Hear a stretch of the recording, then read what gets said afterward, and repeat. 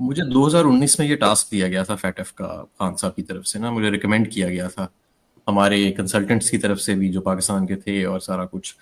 اور مجھے بڑے میرے دوستوں نے اور کولیگز نے کہا کہ یہ ذمہ اپنے اوپر نہ لو، کیونکہ پاکستان کی بڑی چیکڈ ہسٹری ہے اور ڈسکریڈیٹڈ ہے پاکستان فیٹف میں. بہرحال لیکن میں نے وہ لیا، خان صاحب نے کہا کہ یہ کرنا ہے. اور تو جب میں پہلی دفعہ گیا نا پیرس، تو وہاں پہ یہ 2000 آئی تھنک سپٹمبر اکتوبر 2019 کی بات ہے.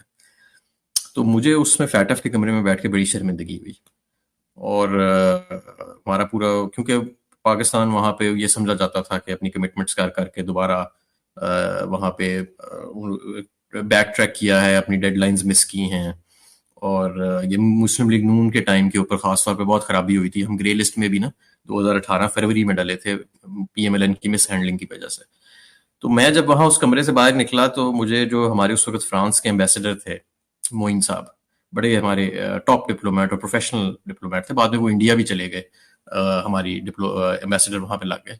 تو انہوں نے مجھے کہا کہ حماد صاحب یہ ایک طرح سے نا میں اس کی سلور لائننگ یہ دیکھتا ہوں کہ آپ کی موجودگی میں یہ ساری گفتگو ہوئی ہے. تو میں نے کہا معین صاحب میں آپ سے وعدہ کرتا ہوں کہ دوبارہ یہ گفتگو کبھی نہیں ہوگی پاکستان کے بارے میں جو آج ہوئی ہے. میں پھر واپس گیا، خان صاحب سے میں نے اکیلے ملاقات کی، اور خان صاحب نے مجھے کہا کہ یہ فیٹف سے نکلنے کے لیے کیا کرنا ضروری ہے. تو میں نے ان کو بتایا کہ یہ چیزیں ضروری ہیں جس کی وجہ سے ہم سٹک اپ ہیں. خان صاحب نے پھر ہمارے جو سیکیورٹی کے ادارے تھے ان کو بھی کانفیڈنس میں لیا، اور ایک باقاعدہ ٹاسک فورس بنی ہوئی تھی.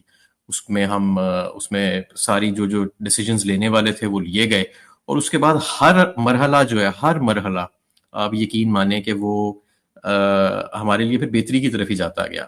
انڈیا نے بڑا پولیٹیسائز کرنے کی کوشش کی، اور ایک مرتبہ تو ایسے ہوا کہ ہم تقریباً بلیک لسٹ ہونے لگے تھے. اور پورا جو فیٹف کا وہاں پہ کھڑا تھا جو فورم تھا پوری دنیا کے آگے، تو انہوں نے میری تقریر کے بعد میری پرسنل گارنٹی میں نے ان کو اپنی دی کہ آپ ہمیں ایک اور ایک پلینری کا موقع دیں، تو یہ جتنی آؤٹ اسٹینڈنگ آئٹمز ہیں یہ ساری کے ساری. تو اس نے جو ہمارا فیٹف کا اس وقت کو چیئر تھا، وہ روٹیشن کے ساتھ چل رہا ہوتا ہے، اس نے باقاعدہ یہ کہا، اس نے کہا کہ جی پاکستان کے منسٹر خود یہاں موجود ہے اور ان کی پرسنل گارنٹی کے اوپر ہم ایک اور پلینری کا ان کو سائیکل دے رہے ہیں.